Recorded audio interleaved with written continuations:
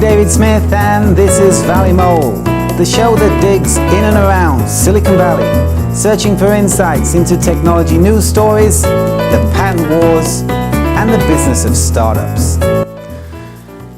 In a Valley Mole, a recent Valley Mole, I talked about how infringed patents sell. We were talking about the story of Kodak selling patents that had been infringed. Now, the question has arisen as to whether uninfringed patents, patents that are designed for new products, patents that enable companies to build new products, actually sell as well. Because that's what a lot of people think about when they're selling patents, well, patent sales. They think a buyer will be buying the patent in order to build the product that is disclosed in the patented invention. Well, let's look into this a little bit further because it's not very straightforward and selling new product patents can be a challenge. Let's imagine you designed a new bicycle and you had the invention, the design of the bicycle awarded a patent. That's great. You now have a patent for a bicycle design. Now the idea is you want to sell that design to a manufacturer of bicycles. Great idea. Not so easy. There is a challenge. Let's look at this in a little bit more detail. The first challenge in selling patents to build products is that building products is a very costly business. The patent buyer would need to design, manufacture, market, sell, distribute, support the product. That is expensive, and it's a major commitment for product vendors. The second issue is that manufacturers generally design their own products. So there's a not invented here syndrome when you talk to many product manufacturers. They're resistant to outside ideas. They often think, well, you know, a bicycle manufacturer may think, well, we're designing our own bicycles. We think our design is better than yours. We can do better ourselves. And this is an issue that does come up in trying to sell new products into product manufacturing companies. Now, the third issue is that patents provide a right to exclude. The patent doesn't provide a right to someone to build your bicycle. It provides them with a right to exclude others from building that bicycle. The patent is an exclusionary right. It's not a right to build a product. Actually, what it is, it's a right to ask the court to remedy infringement by an infringer by awarding damages to you as the patent holder and issuing an injunction preventing the infringer from building, selling, and marketing new products that practice your patented invention. Okay, so the fourth issue is that patents are not always necessary for building the product. Some companies are looking for new products, ideas and designs, but do they need your patent to build the product? The question is, can they build the product that you've kind of designed there and bypass your patent claims? So if your claims are not drawn up to be as interpreted as broadly as possible, there could be a scenario where a manufacturer starts building essentially the bicycle that you've designed, but you can't prevent them because your claims are not strong enough to prevent them. So there's often a scenario where the patent is not really necessary to build the product. And a fifth area to look at here is that the patent does not eliminate the risk of infringement. So your bicycle design patent someone building the bicycle may not, if they buy your patent, they're not going to be infringing your patent because they own it. But they could be infringing patents held by others. Patents on the brakes, patents on the wheels, patents on the gears. Patents and inventions overlap. The bicycle could have several patented inventions incorporated into it.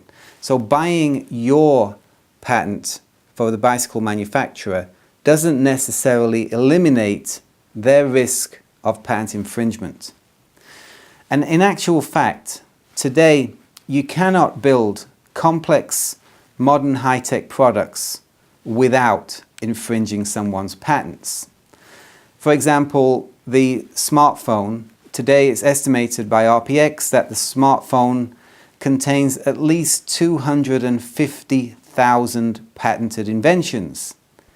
And the same situation is taking place in electronics like TVs and any electronic device. That's why infringed patents are the ones that sell, because the vendors of those products are stockpiling arms. It's not a question of whether they can manufacture the product without infringing someone else's patent.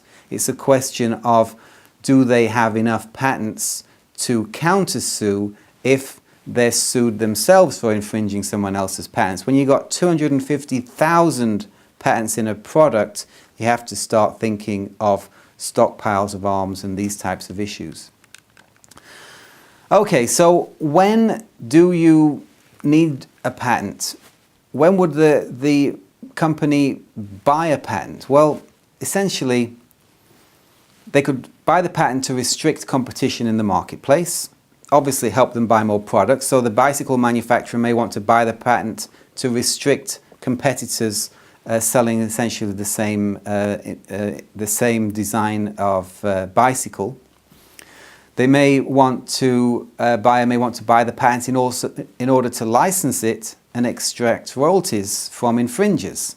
It's another reason for buying patents.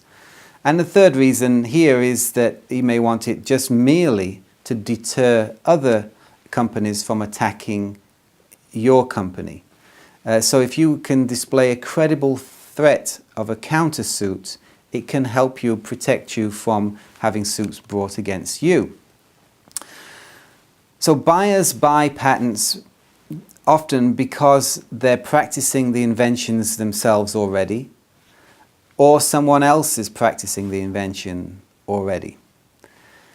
They usually, actually, as we discussed in the previous story on Infringed Patents Sell, they usually buy patents that competitors are practicing or infringing. Now, there is an exception. Drugs. There may be relatively little overlap in a drug, pharmaceutical. One patent could translate to one high-value drug. So high-tech, where you have a product containing thousands of patents, and pharmaceuticals, where the product may contain one patent, probably more than one, but could be relatively few, is a very different scenario, but the same patent laws apply. So in drugs, yes, if you have a patent for a new drug, then you could sell it to someone who wants to actually manufacture the drug. It's a different scenario from the smartphone situation. But of course, FDA approval is required, and most of those in the United States, and most of those drug patents have to go through a very expensive FDA process before they're ready to sell, and that's expensive. So yes, there may be different rules for pharmaceuticals. But individual patents don't create high-tech products today. They have to be grouped into thousands and thousands in order to translate a patent into a product. You need a portfolio of thousands of patents. Uninfringed new product patents can be a real challenge to sell due to some of the factors we discussed today. You can sell them, we do sell them, but it's not that easy. So they're hard to sell, but there is an exception if you have the next blockbuster drug. We'd like to thank the sponsors of Valymole.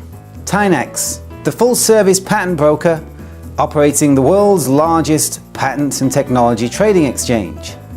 SVBS Silicon Valley Business School, providing unique educational materials and resources to students and teachers of entrepreneurship and technology commercialization.